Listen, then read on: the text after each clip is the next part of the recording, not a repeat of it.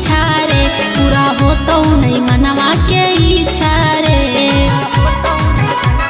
हे रे छौड़ा काहे ला करो ही पीछा रे पूरा हो तो नहीं मनवा के इच्छा रे।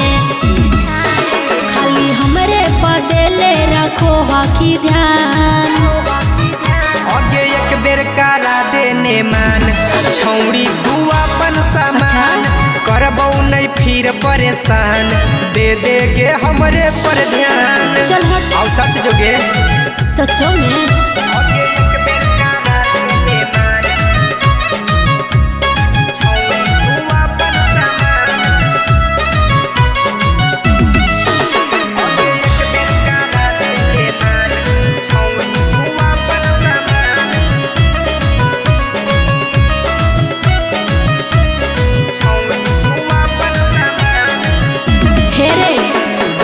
बोल न छोड़ा गलत बात रे नाही त खैमिया जलात रे।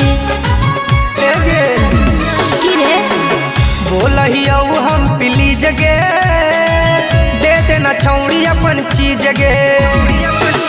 अरे कहबो त भैया हमर ले ले तो जान आगे एक बेर करा देने मान छौड़ी तू अपन सामान करबौ नहीं फिर परेशान दे देगे हमरे पर ध्यान। सही में बस एक बार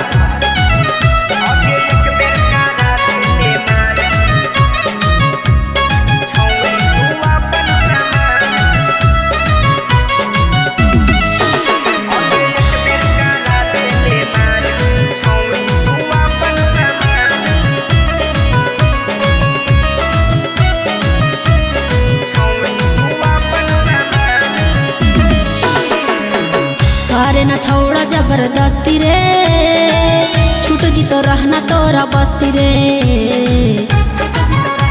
संभल जो रे तू ही मोर हखी एगो माल गे आज नहीं बात हमर टाल गे। सचिन सिख सर तोर गंदा हा कौरे ईमान आगे एक बेर करा देने मान छौड़ी तू अपन सामान करबौ नहीं फिर परेशान दे देगे हमरे पर ध्यान।